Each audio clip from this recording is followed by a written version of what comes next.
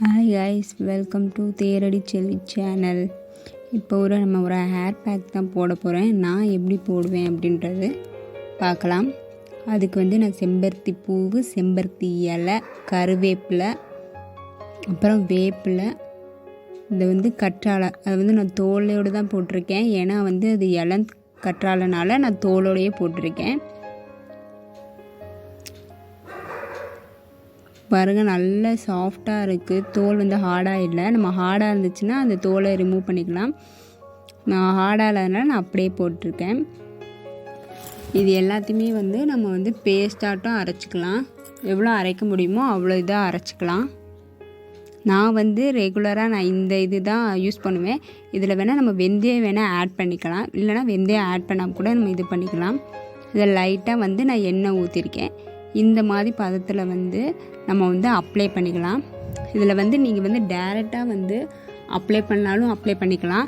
இல்லைனா அந்த சாரை மட்டும் வடிகட்டி நீங்கள் அப்ளை பண்ணாலும் அப்ளை பண்ணிக்கலாம். அதுவுமே நல்லா சூப்பராக இருக்கும். ஆனால் சாரோடு நீங்கள் அப்ளை பண்ணும்போது வலிஞ்சிட்டே வர மாதிரி இருக்கும். இந்த மாதிரி நீங்கள் அப்படியே அப்ளை பண்ணும்போது நம்ம ஹேரில் நல்லா ஸ்ட்ராங்காக அப்ளை ஆகிரும். நான் இப்படி தான் அப்ளை பண்ணுவேன். நம்ம ஒவ்வொரு முடியாக ஒதுக்கி ஒதுக்கி அந்த ஸ்கேல்பில் படுற மாதிரி நம்ம தேய்க்கணும். தேய்ச்சி ஃபுல்லாக தேய்ச்சி வச்சிடணும். இதை நம்ம 1 மணி நேரம், உங்களுக்கு ரொம்ப சளி பிடிக்கும் அப்படின்னா அரை மணி நேரத்துலேயே நீங்கள் வாஷ் பண்ணிக்கலாம். நம்ம வாஷ் பண்ணும்போது நல்லா குளிர்ந்த தனியாக இருக்கக்கூடாது. கொஞ்சம் வார்மாட்டராக இருந்தால் நல்லாயிருக்கும். அதுக்குன்னு ரொம்ப இருக்கக்கூடாது. கை பொறுக்கிற அளவுக்கு நம்ம வார்ம் வாட்டராக இருந்துச்சுன்னா சூப்பராக இருக்கும். இப்போ நான் வாஷ் பண்ணி முடிச்சுட்டு வந்துட்டேன். நம்ம ஹேரை துண்டை வச்சு நிறைய பேர் உதறுவாங்க. ஆனால் அப்படி உதறக்கூடாது. இந்த மாதிரி லைட்டாக ஒத்தி ஒத்தி மாதிரி எடுக்கணும். இதே நமக்கு நிழல் இருந்துச்சுன்னா நிழலில் வெயிலோட நிழல் படும்ல, அந்த இதில் நம்ம முடியை காய வச்சுக்கலாம்.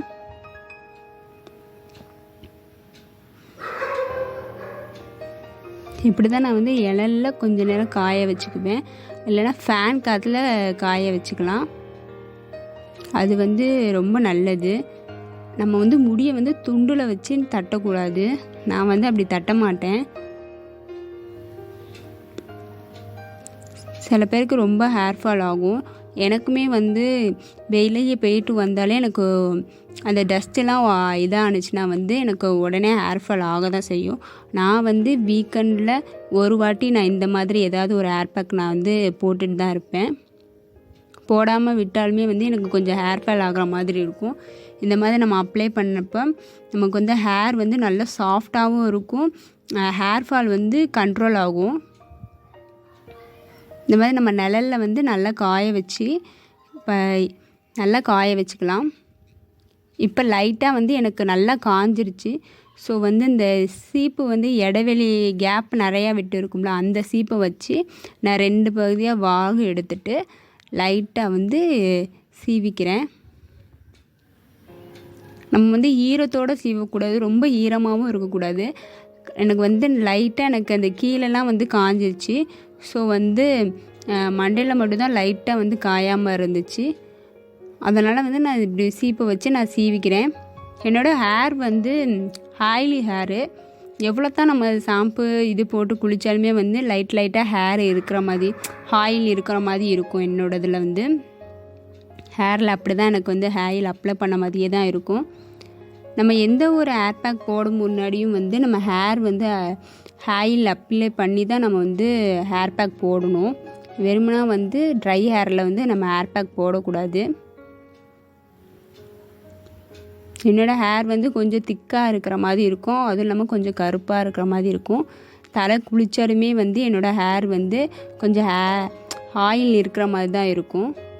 ஸோ நான் ஹேர் நல்லா வாஷ் பண்ணிவிட்டு நல்லா தலை சீவிட்டேன். இப்போ நான் சாமிக்கு விளக்கு மட்டும் ஏற்றிக்கிறேன். இப்படி தான் நான் வாரத்தில் ஒரு முறை இந்த மாதிரி ஹேர் பேக், ஏதாவது ஒரு ஹேர் பேக் பண்ணி போடுவேன். இந்த வீடியோ இதோட முடியுது. இந்த வீடியோ உங்களுக்கு பிடிச்சிருந்துச்சுன்னா தேரடி செல்வி சேனலை சப்ஸ்கிரைப் பண்ணுங்கள். வேறு ஒரு வீடியோவில் சந்திப்போம்.